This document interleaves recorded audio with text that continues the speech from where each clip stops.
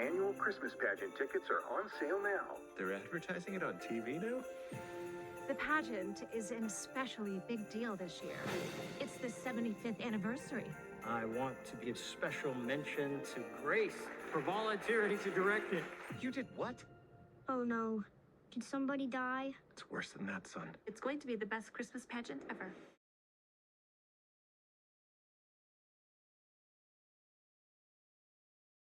When I was a kid, I saw that telefilm. I was in the early 80s with Loretta Swit, and I remembered seeing it when I was in, like, either my class at school maybe watched it, because this is a book that's been read in public schools for 50 years. And so I remember seeing it as a kid, but I didn't remember a whole lot about it.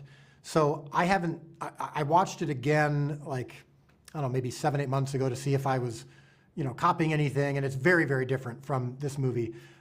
In terms of the style and look of it and everything. But yeah, I remember seeing it as a kid, but I hadn't remembered a whole lot about it.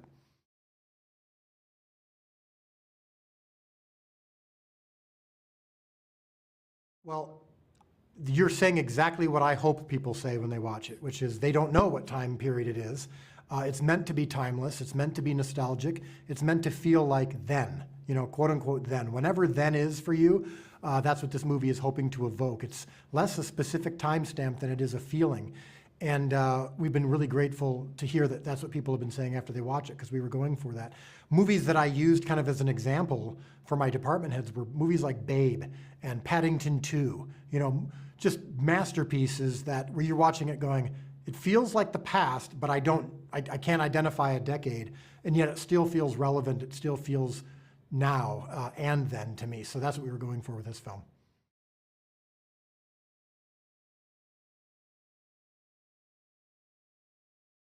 Yeah, I think that actually a few days after the election, no matter who wins, half the country is going to be weeping and the other half is rejoicing. And hopefully both teams can come together like they typically do around Christmas and go, you know what?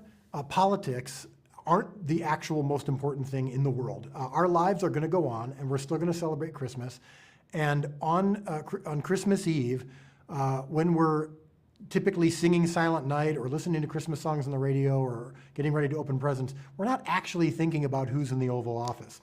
And we shouldn't be thinking about the people we hate so much who vote differently than we do. So when I was making the movie, I wasn't necessarily thinking, okay, this is perfect because it's an election season. But I think the timing is actually really nice. And I think that I haven't talked to anybody who's watched this movie who's come away thinking, I dislike my fellow humans more than I did before I watched this movie. They're all saying, you know what?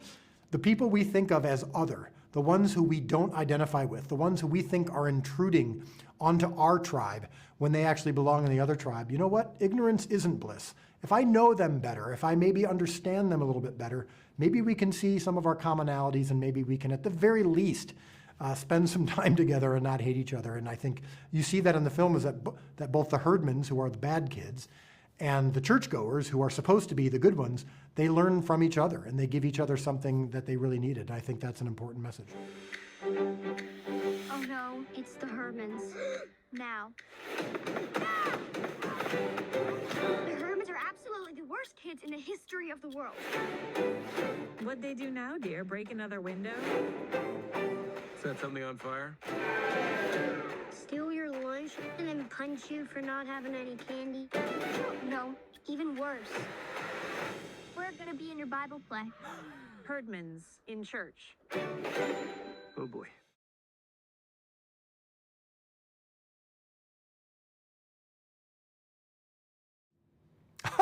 Interesting. Yeah. I'm laughing just because Sebastian is the last kid you'd ever think of as a villain. But yeah, Charlie is the one who, throughout the whole film, is kind of lives in fear of the Herdmans. Now it's justified, so he is taken advantage of and bullied a little bit.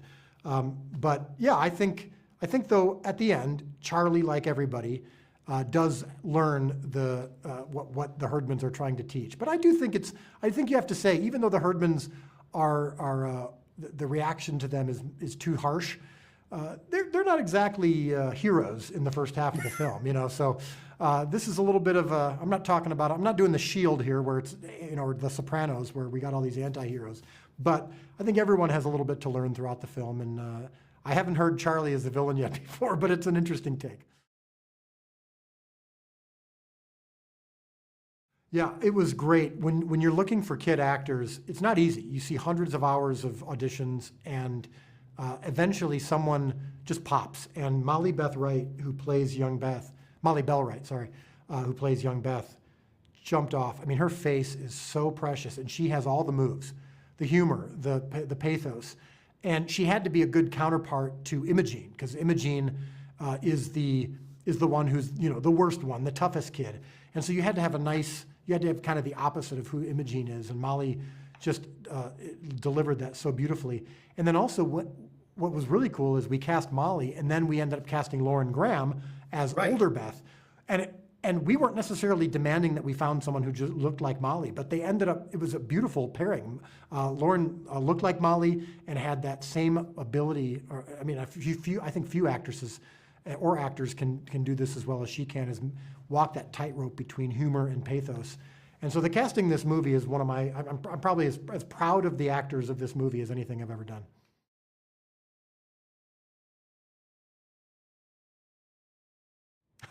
Watch the best Christmas pageant ever. Because even in my show, The Chosen, which is about the life of Christ, one of the first things people often say is, you made Jesus funny. I didn't think I'd watch a Bible show that had laughs in it. Now, it's not a comedy, but it's got humor. And I'm saying this is human, and humor is a big part of it. And I think that one of the key themes of the movie is to remove the artifice of religion. I happen to be, I'm of course a born-again evangelical, but I actually reject a lot of the formal religion that has been created over the last 2,000 years since Jesus was here. And my job, I think, with my show, The Chosen, and with this movie, is to remove some of the religiosity that we put between us and who Jesus really was, that we put between us and our fellow human beings. And so humor is a great way to do that. And so I think if you watch this movie, you don't come away going, oh gosh, it was so irreverent. And I don't think Christianity should be irreverent. I think you come away going, okay, this has humor and pathos, and the laughs actually brought my emotions to the surface and helped me see things maybe a little bit more clearly. So I hope we pulled it off with the film, and early reactions are that we did so.